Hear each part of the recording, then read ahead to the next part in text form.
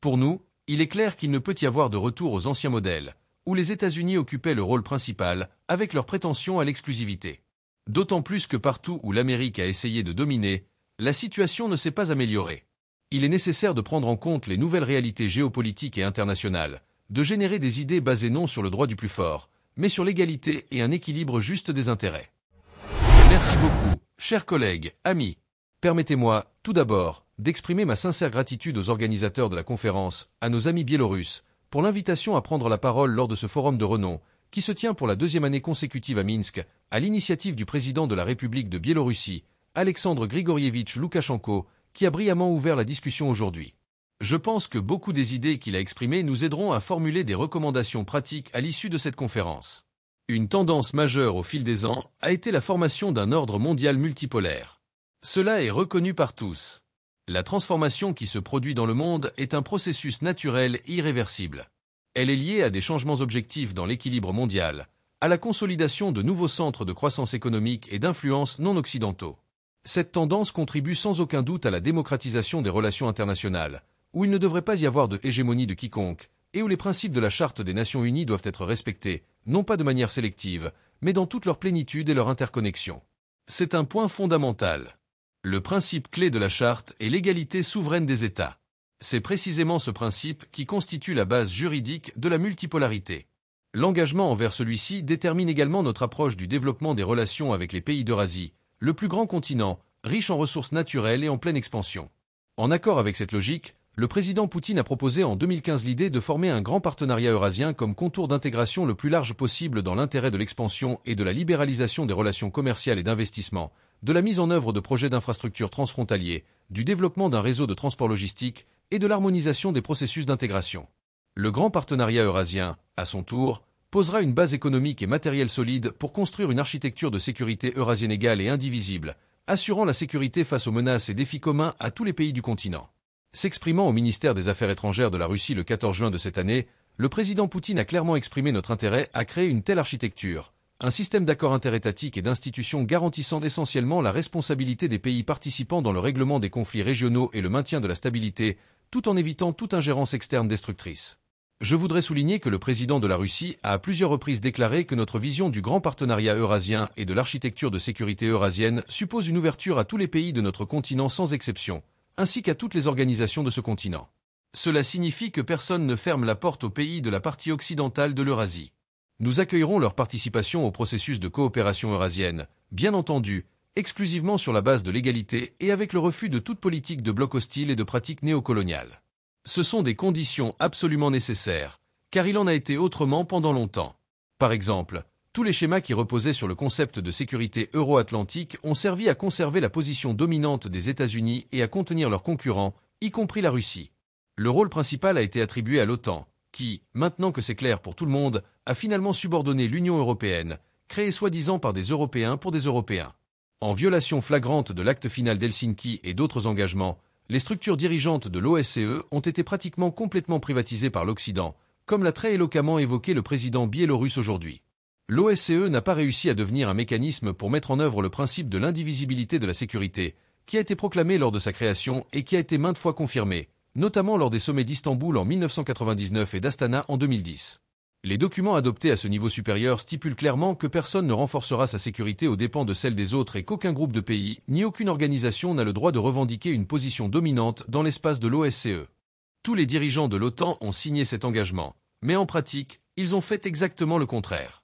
En dépit des assurances données à l'ancienne direction soviétique et de nos nombreuses mises en garde au cours des 20 dernières années, l'Alliance Atlantique a sans réserve élargi vers l'Est, créant des menaces militaires directes pour la Russie à nos frontières.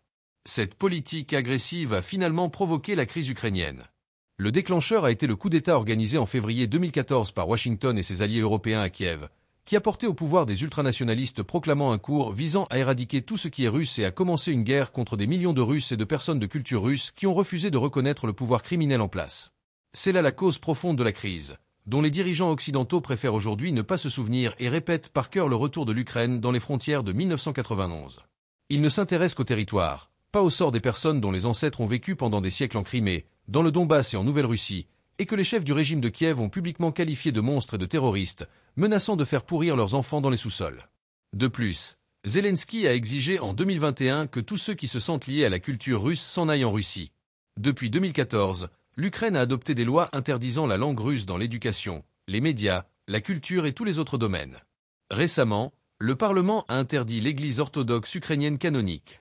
À cet égard, je rappelle que l'article 1er de la Charte des Nations Unies exige le respect des droits de l'homme indépendamment, comme cela y est inscrit, de la race, du sexe, de la langue et de la religion.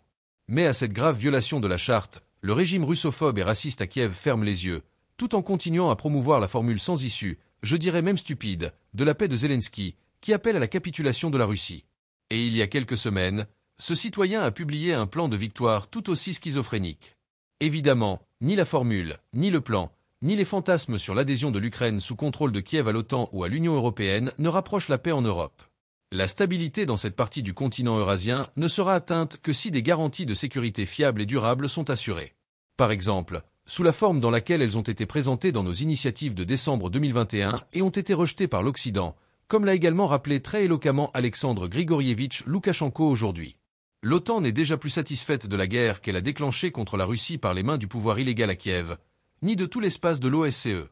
Maintenant, les États-Unis et leurs satellites tentent de transformer toute l'Eurasie en une arène de confrontation géopolitique. L'Alliance a inscrit dans ses documents que les menaces à son égard proviennent également de la région Asie-Pacifique, y compris de la mer de Chine méridionale et du détroit de Taïwan. Elle a inscrit dans ses documents, comme je l'ai déjà dit, que les menaces viennent de différentes parties de l'Est de notre continent et a l'intention d'affirmer sa domination militaire non seulement en Europe, mais aussi à l'Est de l'Eurasie. L'OTAN s'implante dans cette région sous le slogan des stratégies Indo-Pacifiques, en diluant les mécanismes inclusifs qui ont été établis autour de l'océan pendant des décennies. En échange, Washington forme toutes sortes de tripartites et de quadrilatères tels que l'OCU, le Quad, des blocs impliquant les États-Unis, le Japon, la Corée du Sud, l'Australie, la Nouvelle-Zélande et d'autres configurations fermées avec l'objectif évident de contenir la Chine, d'isoler la Russie et d'exercer une pression brutale sur la République populaire démocratique de Corée. Les situations se développent de manière encore plus dramatique au Moyen-Orient. Le retrait unilatéral des États-Unis des accords sur le programme nucléaire iranien, qui avait été approuvé par le Conseil de sécurité de l'ONU, et la ferme volonté de Washington de monopoliser le processus de règlement arabo-israélien ont eu des conséquences catastrophiques, plaçant cette région stratégiquement importante au bord d'une déstabilisation totale et d'une grande guerre. L'administration Biden bloque tous les efforts visant à mettre fin à la tragédie du peuple palestinien. Tout en condamnant le terrorisme sous toutes ses formes, nous ne pouvons en même temps accepter les sanctions collectives contre les habitants de Gaza et de la Cisjordanie.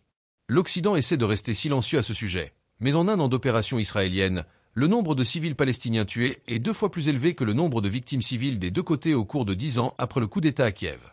Réfléchissez à ces chiffres. L'Occident ne cesse pas son activité destructrice dans d'autres parties du continent eurasien. Au Sud-Caucase, il impose insidieusement ses services pour normaliser les relations entre l'Arménie et l'Azerbaïdjan. Après avoir fui l'Afghanistan après 20 ans d'occupation, les États-Unis et leurs alliés souhaitent aujourd'hui s'immiscer dans le fragile processus de stabilisation de la situation dans ce pays. Ils inventent des prétextes pour renouveler leur présence militaire dans les pays d'Asie centrale. En conséquence des actions agressives des États-Unis, de l'OTAN et de l'Union européenne, les risques de fragmentation de notre continent ont augmenté. L'architecture de sécurité eurasienne dont nous discutons devrait constituer une alternative constructive à ces tendances négatives, stabiliser la situation politico-militaire sur l'ensemble du continent, assurer son unité et son interconnexion, et supprimer les menaces venant de l'axe euro-atlantique. Pour nous, il est clair qu'il ne peut y avoir de retour aux anciens modèles, où les États-Unis occupaient le rôle principal, avec leur prétention à l'exclusivité. D'autant plus que partout où l'Amérique a essayé de dominer, la situation ne s'est pas améliorée. Il est nécessaire de prendre en compte les nouvelles réalités géopolitiques et internationales, de générer des idées basées non sur le droit du plus fort, mais sur l'égalité et un équilibre juste des intérêts. Notre vision de l'architecture eurasienne s'harmonise avec l'initiative mondiale en matière de sécurité proposée par le président de la République populaire de Chine, Xi Jinping, dont l'un des principes clés est la nécessité d'éliminer les causes profondes des conflits, qu'ils se situent au Moyen-Orient, dans les Balkans, en Ukraine ou en Asie du Sud-Est. C'est là le gage de la création d'un ordre mondial plus juste et d'une véritable multilatéralité. Dans le cadre de notre conférence, je considère qu'il est important de tenir compte de l'expérience accumulée en matière de réglementation juridique des mesures de confiance, d'ordre politique et militaire, entre les États dans différentes parties du continent, en fonction de leurs besoins et de leurs capacités nationales. Autrement dit, nous devons agir en partant de la vie, de la pratique.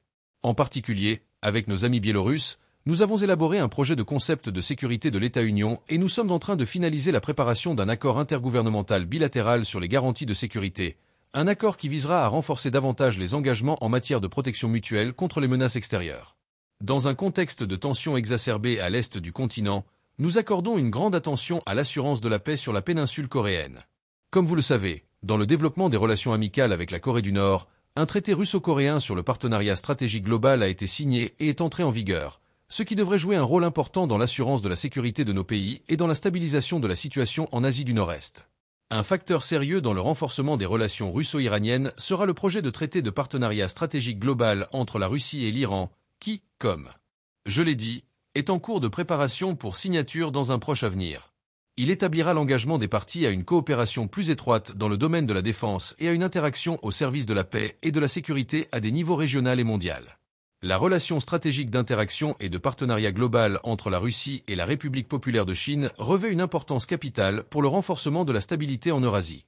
En assurant la croissance constructive de la coopération dans tous les domaines au bénéfice des peuples des deux pays, ces relations contribuent à l'harmonisation des processus d'intégration sur le continent et constituent un facteur stabilisateur majeur à l'échelle mondiale face aux actions destructrices de l'Occident collectif qui tente de préserver son hégémonie. En plus des efforts bilatéraux pour renforcer la sécurité, des organisations multilatérales, telles que l'Organisation de coopération de Shanghai, OCS, l'ASEAN, l'Organisation du traité de sécurité collective, OTSC, la Communauté des États indépendants, CEI, et le Conseil de coopération des États arabes du Golfe, jouent un rôle sur le territoire asiatique. Chacune de ces plateformes a un agenda chargé en matière de sécurité dans divers domaines. La prise de conscience croissante de la responsabilité des acteurs régionaux eux-mêmes pour le règlement des conflits dans leur partie de l'Eurasie se manifeste dans les activités de structures telles que la plateforme 3+3 pour le Sud-Caucase, le format de consultation de Moscou sur l'Afghanistan et le mécanisme des pays voisins de ce pays, le format d'Astana pour la Syrie. Je pense que l'expérience accumulée dans tous ces formats devrait être activement utilisée pour harmoniser les initiatives existantes, y compris dans le contexte de la formation de l'architecture de sécurité eurasienne. En juin de cette année, avec le ministre des Affaires étrangères de Biélorussie, nous avons signé un appel commun aux dirigeants exécutifs des organisations multilatérales d'Eurasie, leur proposant de participer à l'initiative de développement de la Charte eurasienne de la diversité et de la multipolarité au XXIe siècle. Avec cette idée, nos amis biélorusses ont pris la parole lors de la première conférence de Minsk il y a un an, et nous les avons activement soutenus. Nous voyons la Charte eurasienne comme un document programmatique dans lequel seront énoncés les principes fondamentaux de l'architecture de la sécurité continentale, en s'appuyant sur les normes de la Charte des Nations Unies, je le souligne encore une fois, non pas de manière sélective, mais dans leur intégralité et leur interdépendance. Lors de cette conférence actuelle, des sessions distinctes sont prévues pour discuter des éléments substantiels de la Charte, selon ce que je comprends. Nous espérons qu'elle contribuera à l'élaboration de recommandations sur la manière de protéger notre espace commun des menaces militaires et de toute autre nature, dans l'intérêt de milliards de personnes. Et n'oubliez pas qu'Alexandre Grigorievitch Loukachenko, prenant la parole ici, depuis ce podium, a invité chacun d'entre nous à la prochaine conférence à Vedkopol en 2025. Je nous souhaite à tous du succès. Le discours de Sergueï Lavrov aborde des questions géopolitiques essentielles, positionnant la Russie comme un acteur clé face aux menaces perçues des États-Unis et de leurs alliés. Voici une analyse des thèmes abordés dans son discours et les questionnements qu'il suscite. 1. Multipolarité et tension Est-Ouest. Lavrov met en avant une dynamique de confrontation croissante entre la Russie et l'Occident, affirmant que les actions de l'OTAN et des États-Unis visent à déstabiliser des régions stratégiques comme l'Eurasie. Le discours soutient la nécessité d'un monde multipolaire, un concept de plus en plus prisé par des pays comme la Chine et la Russie pour contrer l'influence occidentale. Cela amène à réfléchir à la faisabilité de ce modèle multipolaire et aux possibilités d'intégration des pays en développement dans cette nouvelle configuration. 2. Critique de l'intervention occidentale. Lavrov critique les interventions militaires de l'Occident, les qualifiant de désastreuses pour la sécurité mondiale. Ce message trouve un écho parmi de nombreux pays en développement qui ont subi les conséquences des politiques impérialistes. En prônant une nouvelle approche diplomatique basée sur le dialogue, Lavrov semble vouloir promouvoir une vision de la politique internationale plus axée sur la coopération. Cette idée incite à repenser les approches actuelles, où l'imposition de valeurs étrangères prime souvent sur le respect de la souveraineté. 3. La question palestinienne. En abordant le conflit israélo-palestinien, Lavrov souligne les pertes disproportionnées subies par les Palestiniens et les violations de leurs droits. Ce message appelle à une approche équilibrée pour parvenir à une paix durable dans la région et rappelle les responsabilités de l'Occident dans ce conflit.